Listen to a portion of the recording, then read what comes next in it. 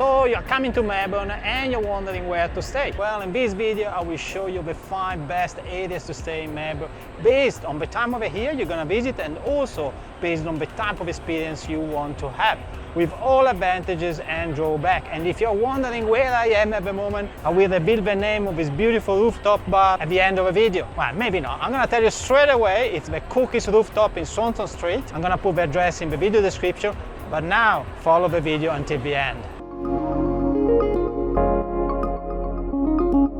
Let's start this video with the Melbourne CBD, or Central Business District, which is basically the Melbourne centre or downtown. And I actually like to divide DVD into sub-areas, CBD West and CBD East, because they have such a different vibe. At the moment I am in CBD East, which I totally love because there are so many restaurants, bars, cafes, plenty of attractions. Most of the theatres actually you can find in Melbourne are here, museums, and plenty of shopping too. You definitely have to spend an afternoon between David Jones and the Emporium Melbourne. So beautiful. This is the real centre of Melbourne entertainment. In the CBD, doesn't matter if it's the west or the east, all of the trams are also free of charge, which is a great plus. In case you want to move around the CBD, you won't have to pay any cent. But if you want to go outside of the CBD, of course, you have to buy a ticket. If I have to find a couple of drawbacks on this area, is that in summer can be quite hot over here. You won't get much of a breeze, unfortunately. And it may be noisy as well, because of the people around, because of the tram, the traffic. So it's essential to actually have a good hotel for a quiet night's sleep. But you're lucky here because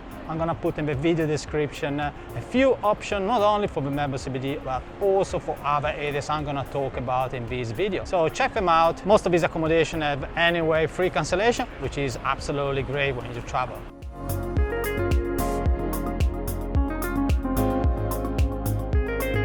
The west side of Melbourne CBD is not going to be as glamour as the eastern side. However, it's going to be much more practical because you will be next to the Southern Cross station in case you need to take a train to your next destination, and you will be also next to the Sky Bus station. This is the bus going to the airport, and if you plan to attend a football match or an event at the Melbourne Stadium, it's going to be just a walking distance. I'm talking here just a few hundred meters. You will be also walking distance to Docklands, another nice area by the river where you will have a few restaurants just by the water. You can find also the ice rink and the famous Melbourne Skyline wheel, which was and probably still is actually the tallest wheel in the Southern Hemisphere. Being in the CBD means that all of the trams will be free of charge. And now let's talk about the drawback of staying on this side of the CBD. The first that comes to my mind is a bit quiet on this side of the CBD.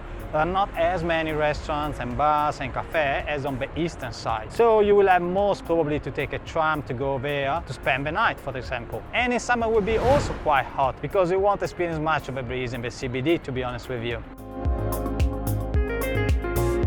And here I am in St Kilda, more precisely in St Kilda Beach. Definitely my favorite place to stay in summer. This beach gets so busy during the summer with live music, dancing, performances, really plenty of things to do and experience. There are restaurants, cafes all along the beach or on the 2 shopping streets, Auckland Street and Fitzroy Street. The summer vibe here is so energetic, and I love it so much that I've been living in St Kilda for the last 20 years. Today is a beautiful winter day with temperatures around 20 degrees during the day. Now we are at sunset time, it's getting a little bit cooler but still so beautiful. In saying that, I would personally not suggest staying in St Kilda during the winter times because it gets a little bit empty and there are so many things to do in the CBD. Another drawback of St Kilda is that you will be located 20 to 30 minutes from the CBD, where you will find most of the museums and events. In saying that, St Kilda is perfectly located for the Formula 1 Grand Prix. In fact, you will be next to the circuit. It's also a good location for the Australian Open because there is a direct bus going from St Kilda to the tennis courts. And it's the best place to be, of course, for the free St Kilda Festival that lasts 1 week with the main concerts during the weekend. I'm gonna put down in the video description the link to the website. And even if you decide to stay in CBD, make an effort to visit at least for 1 day St Kilda because it's so beautiful down here. During the summer, I love so much having a swim in the early morning, which is a fantastic way to start the day.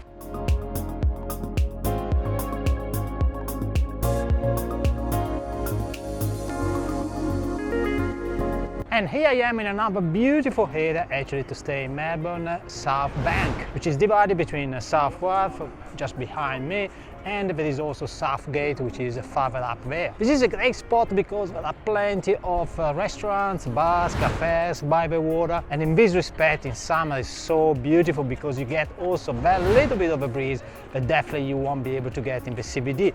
Well, the CBD is not too far away, it's actually on that side of the city and you can easily walk there, so distance is not an issue if you're planning to visit a few, for example, of the museums or attractions of the CBD. From South Bank actually also starts with a free area for trams, so you won't have to pay for any tram that you take inside the city, so you avoid even that 10 minutes or 15 minutes walking. You will find also here in the South Wharf the exhibition center in case you plan to come to Melbourne for one of the many exhibitions around the year. And also you see probably on my back there the Crown Casino, so plenty of things to do here in South Bank. Prices of accommodation are also quite good and probably a little bit less expensive than the CBD itself. If I have to find a drawback is that if you stay, for example, in the middle of South Wharf or in the middle of South Gate, you will have to walk maybe 400-500 meters to get to the tram, but that's honestly a little drawback compared to the many advantages that you have in staying in this area. If you're in Melbourne for the Formula 1 weekend, or actually I should say now Formula 1 week, probably it's a good idea to stay around the Harbour Park, where I am at the moment. That's where the track is built just for the race, which is typically in March. This is also a good place actually to stay if you are into jogging, if you are into walks, and if you want to stay more in the green side of the city. And besides that, you will be also very well connected to the CBD, where there are all of the main events with a quick tram ride. There are plenty of them on the right side of the lake, on the St Kilda Road, but also on the left side and the south side. At the top end of the lake, you will see St Kilda, which, as I said previously, it's also a good spot to stay to be closer to the Formula 1 track. The drawback of staying in this area is that you won't be either in the city nor at the beach. There is also a limited supply of hotels, but there are a few Airbnb style accommodations.